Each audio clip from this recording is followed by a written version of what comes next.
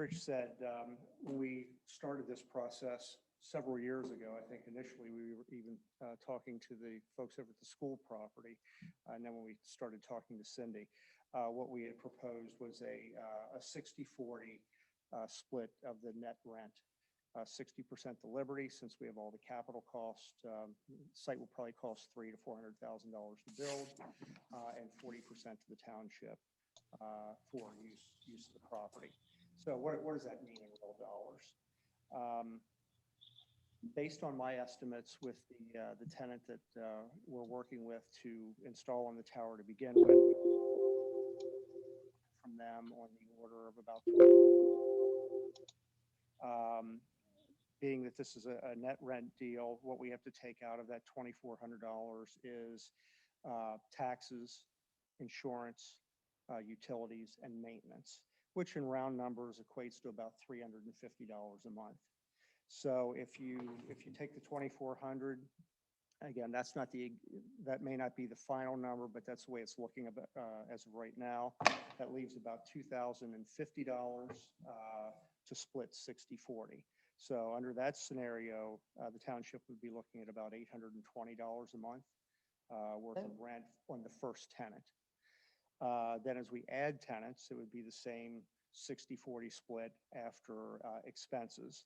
So based on some of the calculations that I did, we believe probably in year 3 that the tower's in operation, that we should be able to add another tenant, with comparable rent. That being the case, based on that extrapolation, the township's rent would go to about $1,800 a month. And then if we look to add the third tenant, which we believe would be 5 to 7 years out from the very beginning of time from when we constructed, again, another 60-40, taking out the expenses, the township could be looking at about $2,900 a month in rent. So and those rents will escalate each year based on the escalation that we get from the actual tenants. So it'll still be a 60-40 split. Whatever the escalator is that the tenant pays in as gross rent, the township would get the same percentage increase as Liberty would. So in round numbers, that's the type of numbers that we're talking about.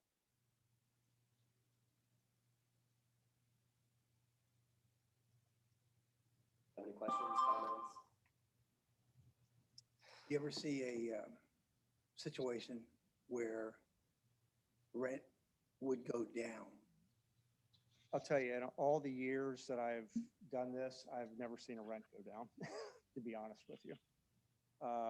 Because what the carrier is paying for is a bucket of equipment on that tower, and over time they will expand that bucket of equipment just because of demands on the network and those types of things. So the loading is always increasing, and correspondingly the rent typically goes up when they add equipment to the tower. So yeah, I have not run across a case where we've actually had rent go down for a tenant. It seems like cellular services, the cost for the consumer is declining somewhat. It is, and that does put the squeeze on the carriers. They have to be more efficient in what they do, but the reality is it's no different than them leasing a piece of office space. If you're going to take up more square footage, you're going to be paying for that additional square footage, and it's really the same with the tower. Is there a limit to how many tenants can go on a tower? Well, it's within the design parameters of the tower. We designed the towers for 4 tenants straight out of the ground. Obviously, that's a risk we take because we wouldn't build the site if we didn't think over the long term that it was going to have that many tenants.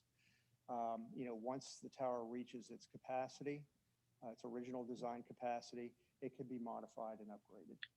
And that's done as in the normal course. But we design the towers for 4 tenants straight out of the ground. Thank you. When you were giving us the figures there for, I guess, what would be backed out, right? The expenses, those kind of stayed fixed So like with one tenant, it's around $300. And then when you get a second tenant, it doesn't really go up to It's 600. about the same. I mean, insurance is about the same. The maintenance for that additional tenant's about the same. If there's utilities involved, the utilities are about the same. So it really, there's a bit of savings when you add the second tenant after the first tenant, but it's really not all that big. There are a little bit of savings.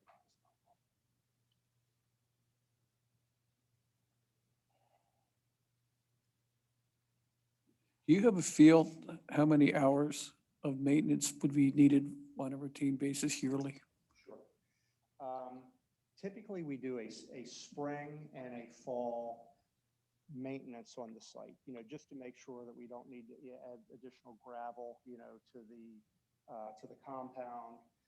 We make sure that there's not weeds in the compound, all those types of things. The carriers will visit on a monthly or bi-monthly basis just to check on their equipment. But we as a tower owner, we do what I'll call 2 regularly scheduled maintenances. And then if things come up during the year, we'll take care of that, at that appropriate time. The other types of things that are done, in a monopole type tower, it does require a structural inspection on the tower every 5 years to make sure that the tower is doing what it's supposed to from a structural and physical standpoint. Check for corrosion, make sure bolts are tight, those types of things. Again, that's done about every 5 years. So really, once it's built, the carriers will visit from time to time to add equipment, on the ground in their equipment cabinets. We do, regular checks just to drive by. We'll go in, take a look around, but we really do our spring and fall maintenance is the main thing. No garbage, in the fenced area, make sure that it's not full of weeds, those types of things. That keeps it The actual tower, how long does that typically take to put up something like that? once we break ground, within 6 to 8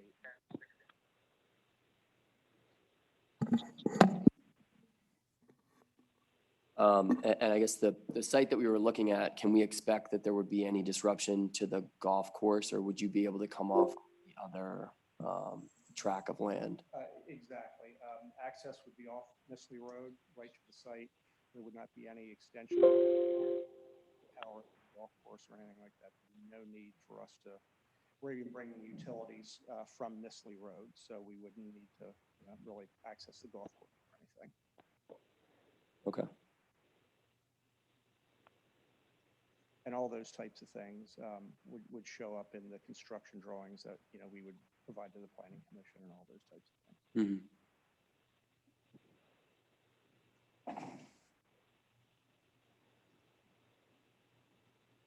Anybody else have any other questions, comments? Frank, anything else that we need to discuss as far as the, No, I think what the board needs to decide is whether or not the percentage rent is what you want. That was the issue. If that's acceptable, then we can, then we can fine tune the sublease agreement. mm-hmm.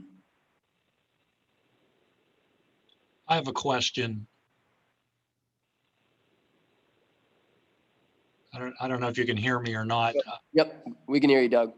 Okay, for Frank, what do you find is reasonable and customary within the industry in terms of the ratio split between us, the leaseholder, and the tenant or the tenant's agent? Is 60-40 typical? To tell you the truth, Doug, I don't know. I don't know what is typical. I'll defer that question to Rich, because Rich does this a lot. Rich, do you have an answer? That's a tough question. Way the house, right? Typically, it's 70-30 or 60. It is generally the split. 70-30 is sometimes presented as the deal, but it isn't really net rent, meaning not backing out costs like insurance, maintenance, utilities. For us, we call it 60/40 and a little more candid about the fact that we have to back out costs for operating the tower. So 70/30, 60/40 is the number. You operating a tower anywhere else in our area? We were through Lancaster County quite a bit about 7 or 8 years ago, and I'm terrible at remembering townships, but yes, we do, did, and sold it. Now owned by other vendors. Yeah, sorry, Doug, I don't have a lot of knowledge about what might be standard in the industry in that regard. I'm just curious because I think 60/40 is a little low. I'll just be upfront. I couldn't quite hear what the speaker was saying there at the lectern, but to me, 60/40, my sensing is it might be a little on the low side.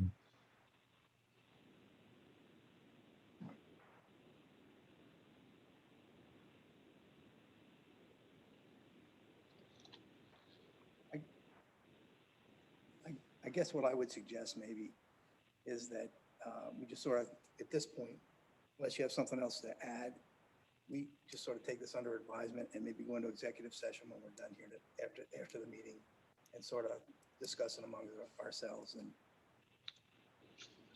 plan a path forward. Sounds fine. Yeah, Okay. I would agree with that. Anybody else have any questions, comments, anything for our visitors before we move on to our next agenda item? Mike, I know you arrived late, and I apologize for giving you the wrong number. I don't know if you had any other additional comments or questions. No, I can save the two questions I have till we get in executive session, but thank you, Cindy. I guess the only other thing, there was a note on here with regards to when rent would start. So that would start, or I guess in here, the notes, and I don't know if that's from you, Frank, but Just to be candid, the way we want rent to start is after we commence construction. We want to have all of our permits in order, everything in place. Once that's done, once we break ground, rent commences. And I think the way I crafted it is a 30-day window after commencement of construction. 30 days, it just gives us time to get everything in order, get accounts set up, and then get checks. okay. But how do you determine that number if you don't, because you said it was 60/40 split off of the net amount that's coming in, but you're not going to have anything coming in if the, In this particular case, we would know what the rent would be. Actually, the way I structured it is the rent is being paid after we receive the rent. So once a tenant pays us, we then pay the town, the rec authority, their percentage share of the rent. you wouldn't have a tenant pay you anything until after construction is completed and you have, There's no revenue coming in the door for us, there's nothing to pay. yeah. Once the revenue starts coming through the door from the tenant, we then start paying the rec authority.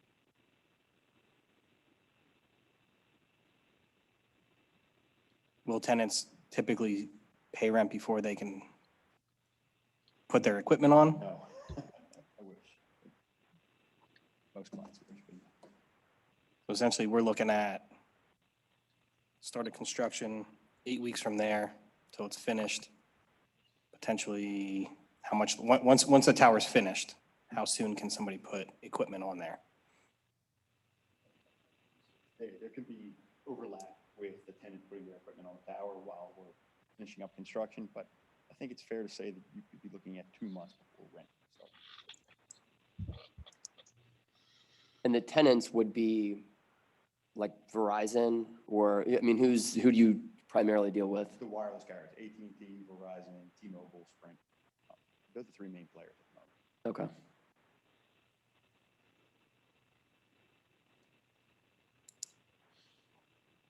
Anything else? Thank you. Okay, we're Yeah. happy to follow up tomorrow, or you've got some feedback for us? Yeah, Frank will have some for you. Excellent. Yeah, I'll get back to you. thank you. Thank you. All right. Moving on, committee reports, lease negotiation committee.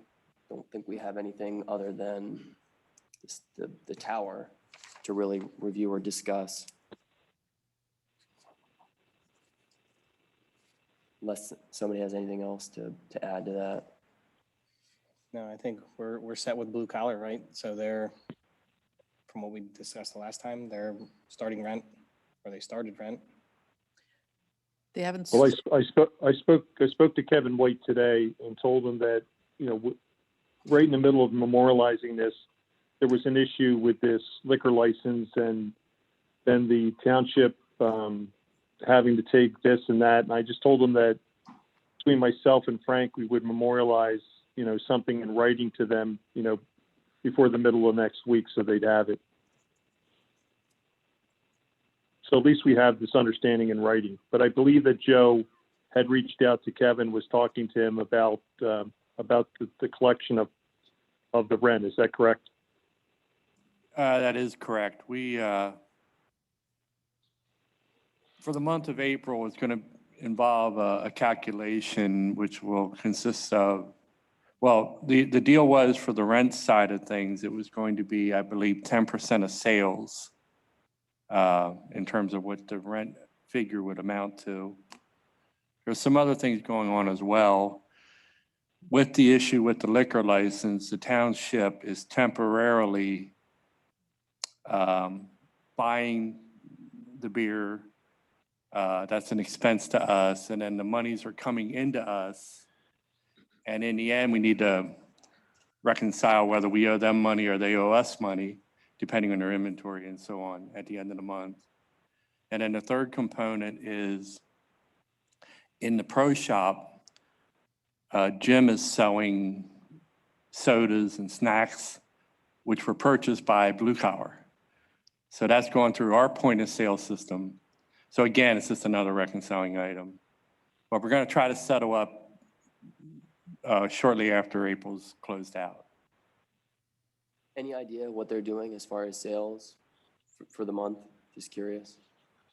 I do not know on the food service. The snack bar is open. When did that open, Cindy? don't know. Well, I'd say it's they're been like 2 weeks. at least like, yeah, a good 2 weeks, Yeah. 2 full weeks at least. Yeah. I talked to Kevin today as well, and stopped out there. I mean, That, their liquor sales this past week were like $580. So their food sales, who knows? yeah, I That was think- a high. And they actually said that, I guess maybe the men's and women's league all started up within the last week or two. And they've, I don't think the right word is struggled, but there's been high demand. Once they get off the course, they all were eating and sitting down and, At the snack bar. yeah. So, I mean, I think they're doing well. I didn't talk figures with him, but he said that they're gaining a lot of traction from those men's and women's leagues. And there has been an uptick a little bit in actually carry-out food too. So I think he said that they were going to be, pushing a little bit more on social media, getting the word out there more. But overall, I think they're happy with what they've been doing so far out of the snack stand. Jim, have you gotten any feedbacks from your golfers, clients? Everybody's pleased with the addition. And I mean, word's definitely traveling around now where they're stopping in and taking advantage of it. Good. Yeah, I did have a chance to walk through the upstairs, and the construction looks like it's making progress, and I was very pleased with the workmanship up there. They've done a really nice job up there. Clark Mechanical, or C Mechanical specifically, did a great job with that ductwork installation. It looks really good. And I don't want to get ahead of our agenda. I think you were going to speak to the progress of the HVAC units as well. We could talk about it now. Okay. Has there been any update as far as the, I guess from Train, has their production scheduled? Is it changed, or is that still, is it about four weeks left, or is it more than that? We were hoping for a mid-May, end of April shipping, I believe. So I haven't heard an update. Okay. I do know that our Public Works Director coordinated with the contractor, Liebold, and got the electrical work all done as far as they can go without the units. Mhm. So that's been completed. The other thing is they've made a hard duct connection to the existing units, so should there be a delay of any sort, they're ready to go June 1. So is that their, I guess, soft opening is June 1st? Well, he just said official opening June 1. He didn't, I'm sorry, Brian, he didn't qualify that, whether it's going to be soft opening or not, but Okay. I did talk to them about the liquor license also. They continue to politic, whatever's going on. They're getting a lot of lip service as far as, don't worry, there's not going to have to be a hearing. We're working on it.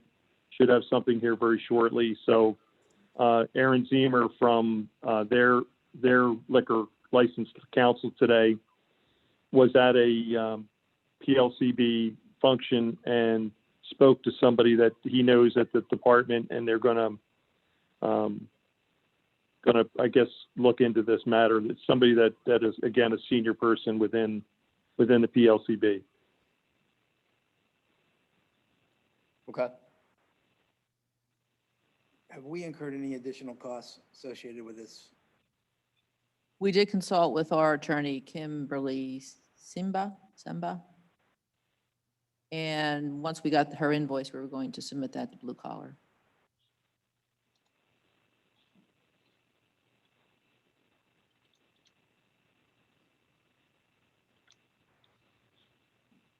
Any other comments on, I guess, blue collar or anything on the lease negotiation committee or HVAC replacement? I guess we can check that off the old business. So is Liebel the one that's providing us the updates on train, or is there someone else that's giving us the update on that? I haven't, Liebold would be the lead on that. Okay.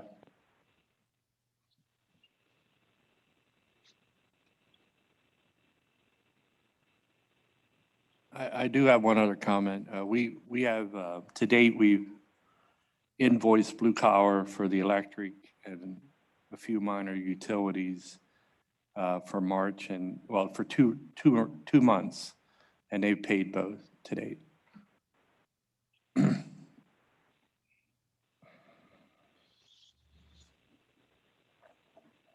Is that how that's going to work going forward? They just get invoiced, or will it eventually Yeah, be switched over to them? Correct. Well, let me back up. Natural gas, the portion of the building that they're leasing is the only portion of the building that has natural gas.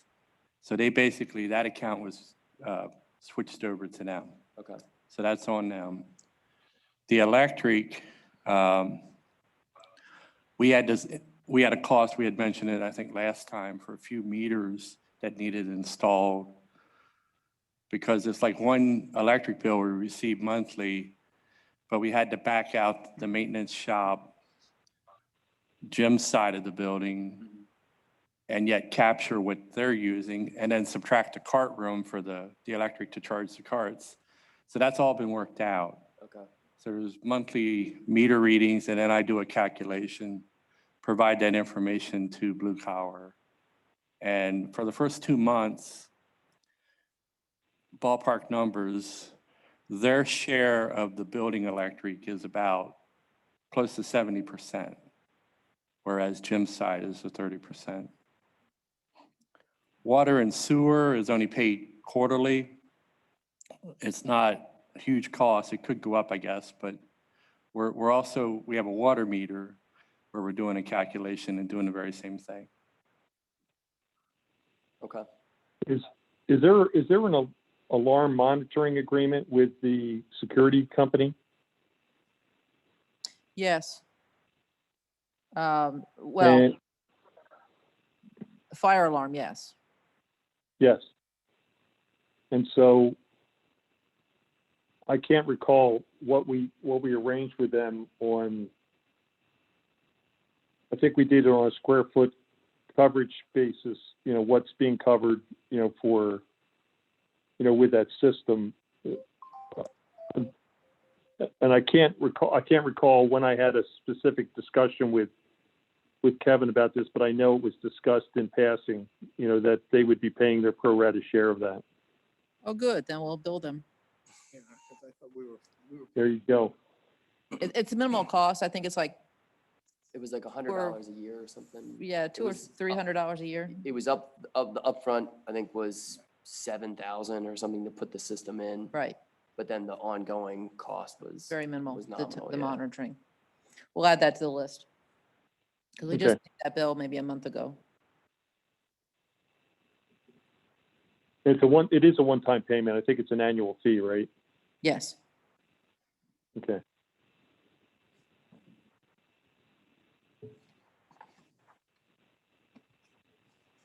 Any other comments, blue collar related or? Okay. No action items, I believe. We're gonna talk about the Liberty Tower executive session. Jim, do you want to give an update on the range, the limited ball flight? There's no update. We're waiting on the balls to come in. We've only utilized, we had like 5 or 6 of them that the pro is hitting around just to try them out. So once we get some more balls in, we'll be able to use them with the lessons and see how they perform. But it's not open for anybody that wants to use it. No, not at this time. Jim did show me the balls. They're pretty, in terms of golf balls, they're different. Of course, I'm not a golfer, but I'll have to check that out next time I'm over there. yeah, he's got a couple samples over there that he can show you. Jim, did you want to talk about the rates, the in-season rates? The in-season rates are going well. We obviously had a revenue increase this past month. And April, we're well above what we've ever done in April since I've been there for the last 6 years. So their reception has been good. It helps just because of the condition of the course. So we finally have some value added to the equation, which is nice. Good. Questions, comments for Jim? Just a question about the balls, Jim. The limited flight golf balls are not going to be used in conjunction with opening the range. Is that the plan right now? Yeah, we were going to get them in and see how they did with the lessons. We've checked around. I mean, there's a number of ranges throughout the U.S. that utilize these balls. They have the same flight as a regular golf ball, so you can shape it, you know, like you would a normal golf ball. The good thing is they travel a third of the distance that a normal golf ball would. They don't have the inner core. So a driver, you could use this ball and only hit it 150. And obviously our range isn't set up for distance anyway, so that's a non-issue. That might have been my issue the last time I played golf, Jim. I think I was playing with limited flight balls. I'm pretty sure. Jim, what's the durability of those balls? They last just as long as a regular golf ball would. The covering's similar. It's just the inner part of the ball is the difference.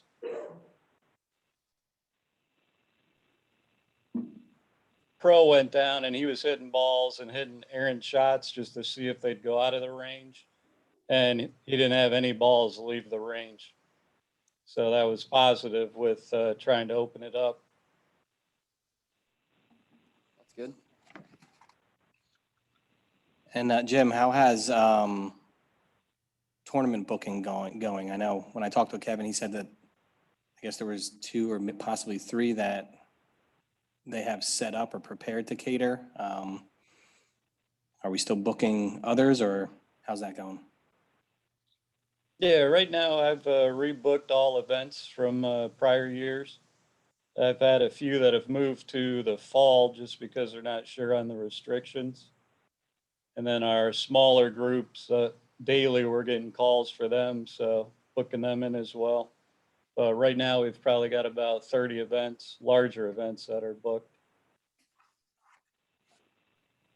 And they've all been fine with the new pricing setup. How's the communication with Blue Collar from the food standpoint, or have you guys worked out that price point there and menu? Yeah, they did a great job with the menu. They've adjusted it a little bit as they got talking with some of the events to, gear it towards what was offered before.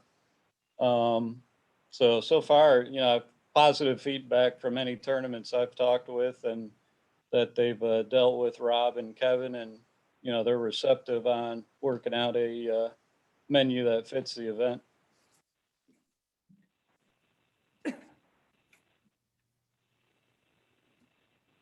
Good. Thank you, Jim.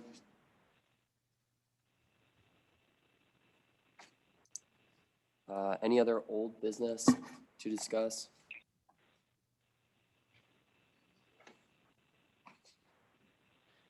Move on to new business. Does anybody have any new business to discuss?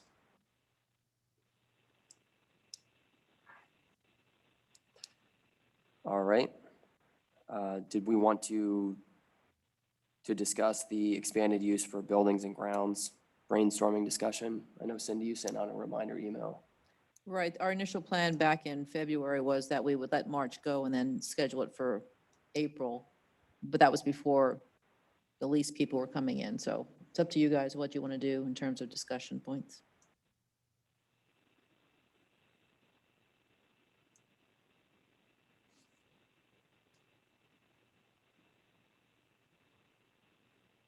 Comments?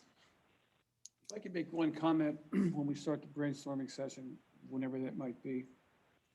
I think that one of the things early on we need to address is what is going to be done with the maintenance building? Because I think that sitting where it is could have a major impact on visibility from the standpoint of what the development is going to look like. And if that area were to be freed up, it would allow a lot more possibility. So I think that is when we start the serious brainstorming thing. I think the first thing that needs to be looked at is what is the realistic possibility of relocating that building? And it might not be a bad idea to start thinking about what type of cost would be associated with that. Because I really think that's really going to be the key to what ultimately could be done at that, with that tract of ground. Just a comment.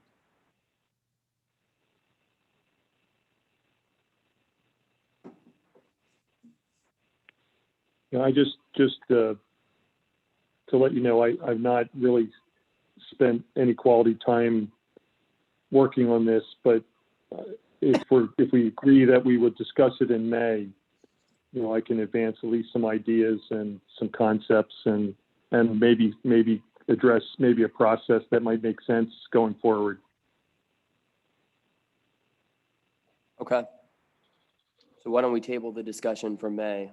We can each do a little research, or just, bring some more discussion points for all of us to review.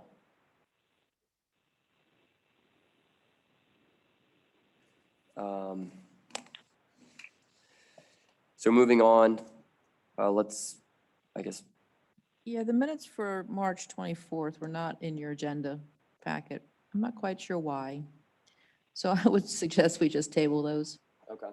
please. So we will go ahead and table the minutes from our previous meeting. Is there any public comment? Anybody here? Don't believe so. So I would make a motion to adjourn and move into executive session. So moved. All in favor of adjournment, please say aye. Aye. No one's opposed, so we are adjourned. All right. So does anybody want to start as far as the discussion for the cell tower negotiations? Doug, do you have anything else you wanted to add? No, at this time, I don't. Doug, further answer to your question is